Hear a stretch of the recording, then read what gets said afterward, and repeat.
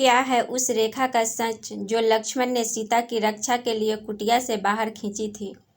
वाल्मीकि रामायण में रामायण के सबसे महत्वपूर्ण हिस्से लक्ष्मण रेखा का जिक्र ही नहीं है। हम सभी जानते हैं कि रावण द्वारा सीता का हरण होने से पहले लक्ष्मण उस कुटिया में एक लाइन खींच गए थे ताकि इसके अंदर कोई घुस न सके, यह रेखा सीता की रक्षा कर सके।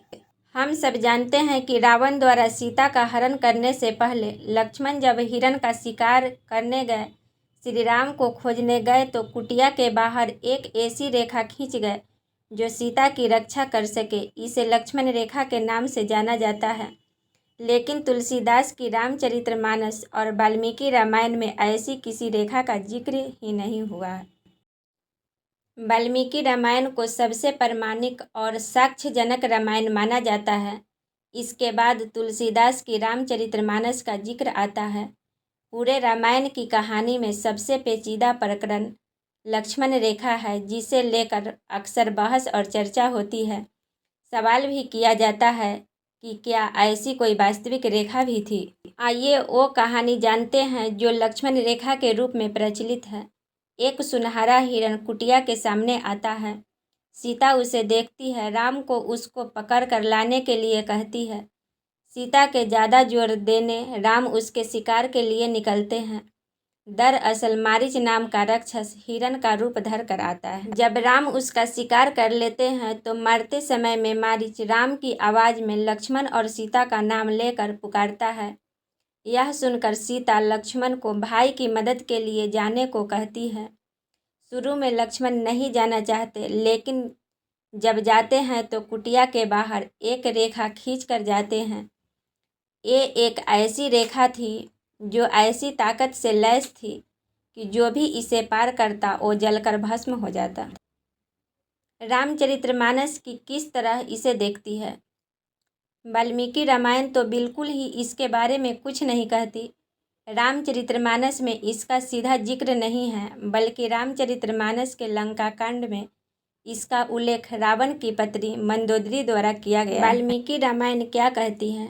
वाल्मीकि रामायण का आरण्य कांड में इस घटना का विस्तार से वर्णन किया गया है। इसमें कहा गया है कि सीता के नाराज होने पर जब लक्ष्मण बड़े भाई की तलाश में निकल गए। वाल्मीकि रामायण कहीं नहीं लिखती है कि लक्ष्मण ने जाते हुए कोई रक्षा रेखा खींची। अब कुटिया में सीता को अकेले पाकर रावण सन्यासी का भेष बनाकर वहां पहुंच गया। वाल्मीकि रामायण आगे लिखती है कि सीता ने सन्यासी के रूप में आए रावण को बैठने के लिए आसन दिया, फिर पैर धोने का जल दिया, फिर फल आदि।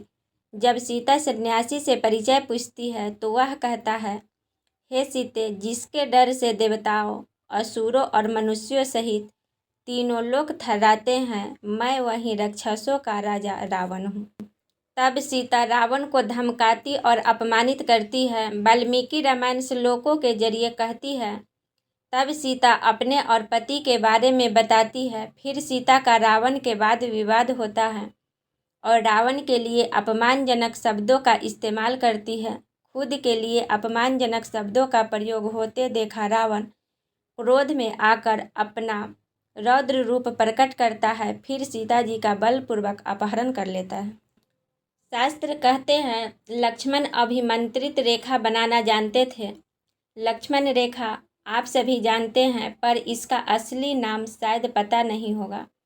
लक्ष्मण रेखा का नाम सोमतिथि विद्या है। यह भारत की प्राचीन विद्याओं में से जिसका अंतिम प्रयोग महाभारत युद्ध में हुआ था। चलिए जानते हैं अपने प्राचीन भारतीय विद्या को। क्या कहा जाता है लक्ष्मण रेखा के बारे में। कुछ जगह यह तर्क दिया जाता है कि वास्तव में लक्ष्मण एक रेखा बनाकर गए थे। यह वेदों से अभिमंत्रित रेखा थी। माना जाता है कि ये वेद मंत्र एक कोड है जो सोमनाकृतिक यंत्र से जुड़ा है। पृथ्वी और बृहस्पति के मध्य कहीं अंतरिक्ष में वह केंद्र है जहाँ यंत्र को स्थित किया जाता है। वह यंत्र वायु, जल और अग्नि के परमाणुओं को अपने अंदर सोखता है। कोड को उल्टा कर देने पर एक खास प्रकार के अग्नि और विद्युत से परमाणुओं को वापस बाहर की तरफ धकेलता है। तब लेजर बीम जैसी किरणें उस रेखा से बाहर निकलती है पुराणों में ऋषि ऋषि के हवाले से लिखा है कि लक्ष्मण इस विद्या के इतने जानकार हो गए, कालांतर में ये विद्या लक्ष्मण रेखा कहलाई जाने लगी। महर्षि दधीचि और महर्षि शांडिल्य भी इस विद्या को जानते थे।